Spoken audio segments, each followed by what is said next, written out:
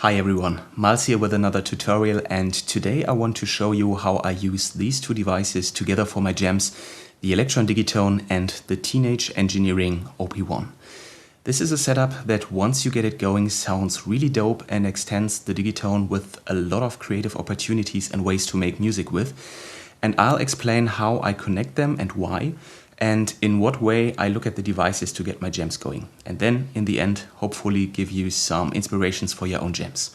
So let's have a look at it and see how this works. To connect both devices, I use a stereo mini jack to dual mono jack cable, like this one. You'll find them on Amazon or at Thomann for around 10 bucks, I think. By the way, this one here is actually a mini jack to phono cable that I attached two jack adapters to. Had these things in my cable box, and yeah, so I didn't have to get a new cable, and this does a pretty good job too. Now some of you might ask, why would you use a stereo cable on the OP-1? Isn't the OP-1 a mono device anyway? Well, actually that's only partly true. The digital tape, this one here, that you record to on the OP-1 is mono, but the master effect, which you can find here in the mixer section and then on page number 3, which is currently the cow, this one. This effect is stereo. There can only be one master effect be applied to all the sounds coming from the OP-1. I, for example, use here the legendary cow on this one, and this master effect is always stereo, while the same effects on the sounds themselves are mono. I know that's pretty weird, but that's just how it is. And I find especially the cow effect sounds super dope in stereo, so I would recommend using a stereo cable to make use of that. Another thing I'd like to mention is about this setup, that I use no MIDI connection between these two devices. The reason is that I find the OP-1's MIDI clock being not the most stable, and you'd need a USB MIDI host to set this up. I've tried this once, but it didn't work very well, so I just do it the old school way. I set the BPM on both devices the same. You can see here on the OP-1 it's at 118 and on the Digitone as well. And then I just hit play on both devices at the same time, like this.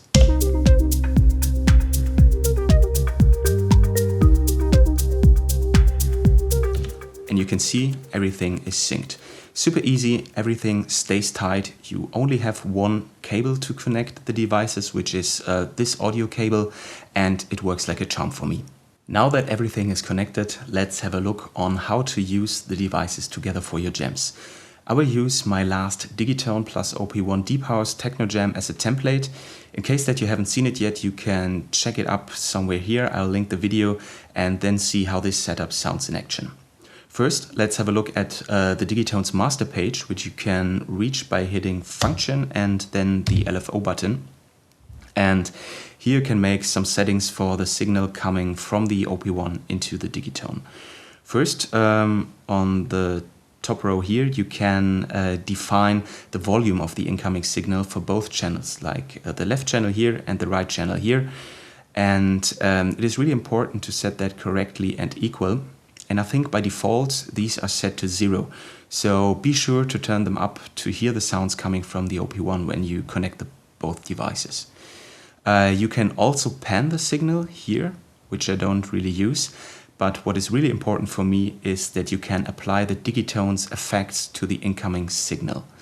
And this is super, super cool. You can hear the chorus effect. You see that it's applied. I have the delay effect applied, the reverb, and then some overdrive. I applied them all for this jam, but you should keep in mind that these effects will affect everything that comes from the OP-1. So if you have, for example, kicks or basses coming from here, you should be careful, especially with the reverb. In this example, I use quite a lot of reverb, but I don't use any samples with low frequencies like you can hear.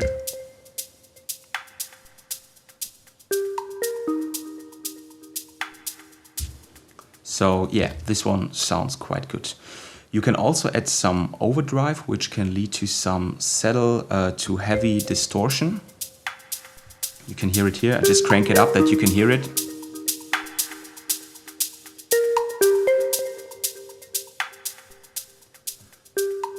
I left it off for this jam, but depending on the sounds on your OP-1, this can sound really, really nice. Let's have a look at how I use the Digitone in this setup. Now, I pretty much use the Digitone in the same way like I do in my Digitone-only techno jams.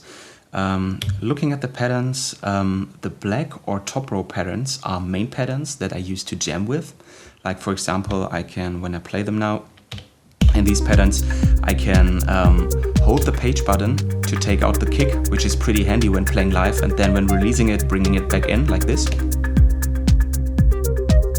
And going back to the patterns, the white or bottom row patterns are always transition patterns that I use to make transitions between main patterns.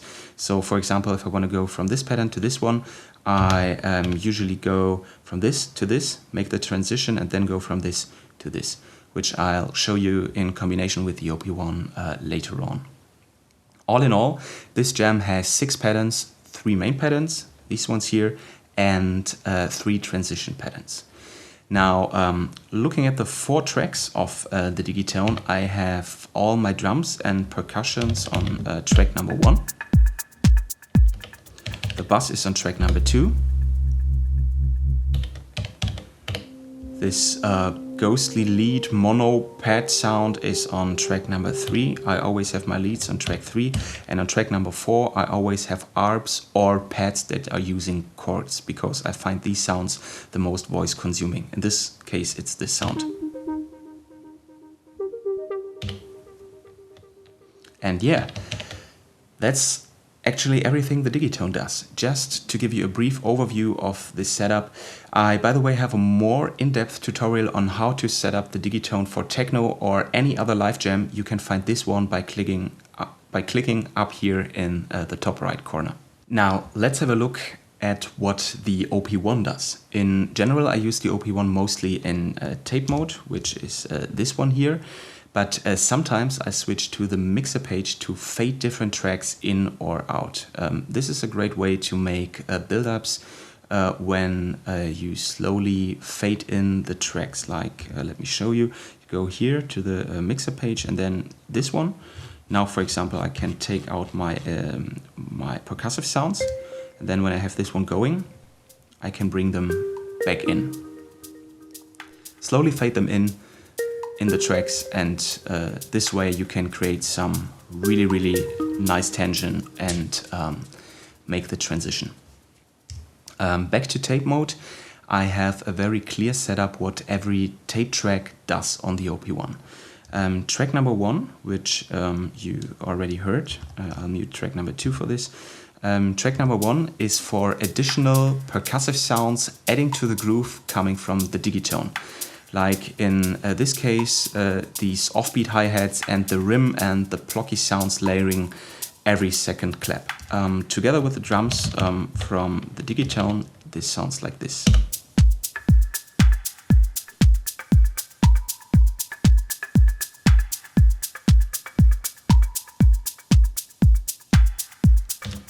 Yeah, just giving it even more variation and groove.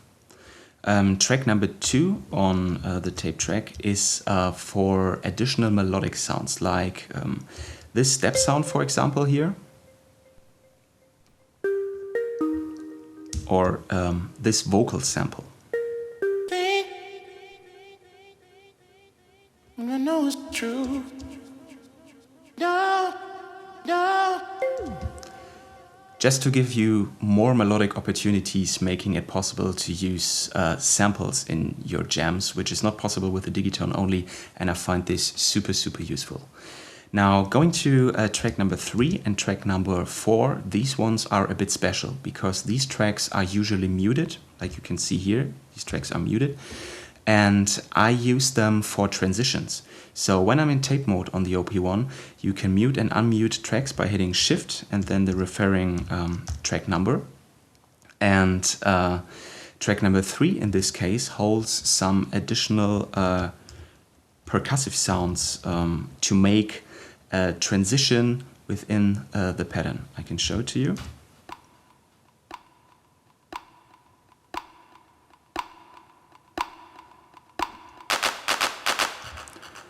You can hear that the percussive sounds are slowly rising in volume to make the transition better.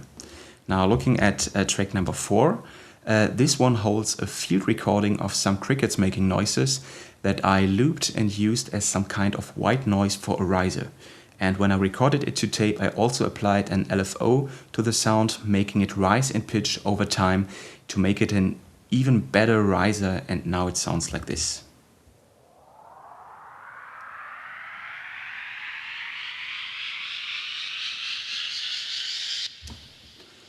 Just a super nice sound to make transitions in the tracks.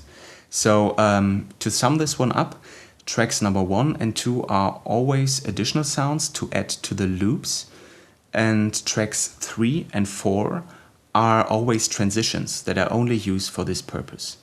On the OP-1 I have 3 different tape loops going. Like you can see, this one here is the first 4 bars. Then I have these 4 bars are another loop, and then these 4 bars are an even more different loop that I can use in the jams.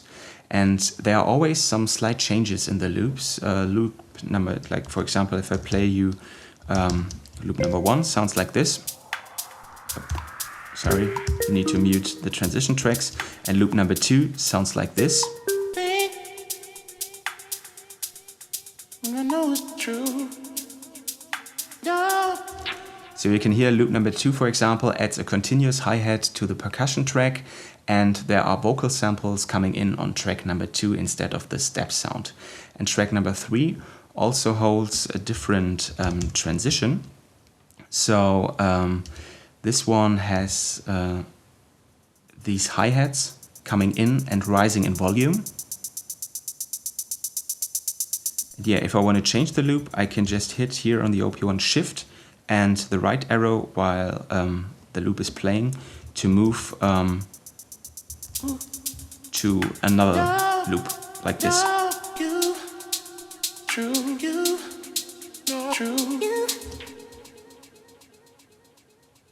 Let's have a look on how both devices sound together. For this, I want to make a transition from this pattern to this one, going over this white transition pattern. So from this one to this, and from this one to this.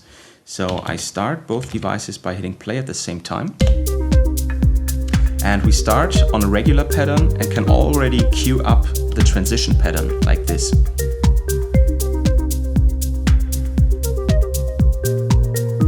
You can see that the transitions here are muted.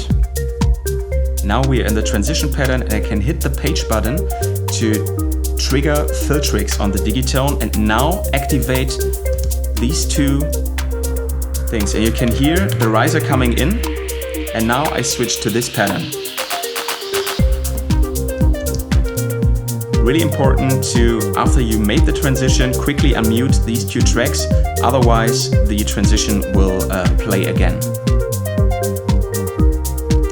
And to add even more variation to this, I can now switch the loop on the OP-1. For that, I can make a transition within the pattern by now hitting the page button, taking out the kick, and then I can here switch to this one and now make the transition. Then I made the transition and bring in the vocal samples.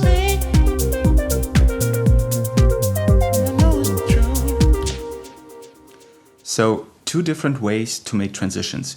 You can first make a longer transition using a transition pattern like this, going from here to here and then to here.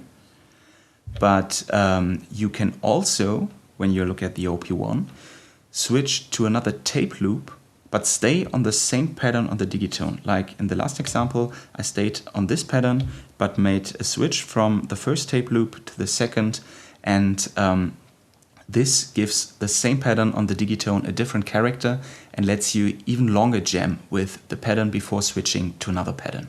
And that's basically how I work my way through the different patterns. First switching the Digitone's pattern, and then later on switching the OP-1's tape loop, and this way adding even more variation. And then again, for example, if I'm in the second pattern on the Digitone, I can then go to this one, and then to the third main pattern. And afterwards, from the second OP-1 loop, I can go to the third, and so on till I come to the end of the jam. Now, what is important for using this method is, of course, that all the Digitone's patterns work well with the OP-1's tape loops. If you have, for example, different harmonics on different patterns or loops, this method will of course not work. But setting it up this way, you can come up with different combinations of patterns and tape loops that can bring you some really, really nice new results. Like, for example, I can combine pattern 1 here, but on the OP-1, go into the third loop and just see how this sounds.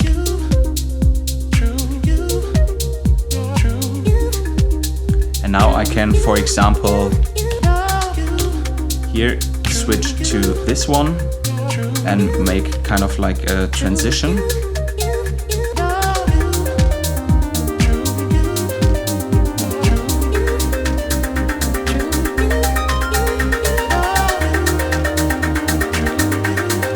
And now maybe go back here and then back here and see how this sounds.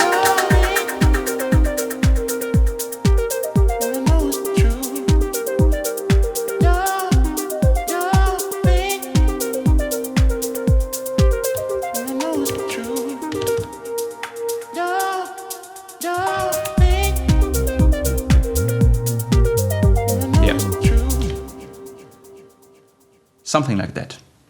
And this way, I think you can make some really, really nice transitions here in the OP-1, but also in the Digitone.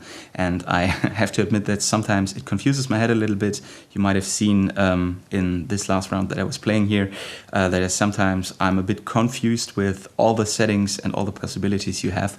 But once you get it going and you practice a little bit, you can get super, super nice results out of that. I hope you found this one useful. If you did, I'd be super happy if you subscribe to my channel to stay updated for more. And if you have any questions about the setup or suggestions on doing it better, please let me know in the comments. I'm always happy to chat. Till then, everyone, stay safe and creative, and I'll see you next time.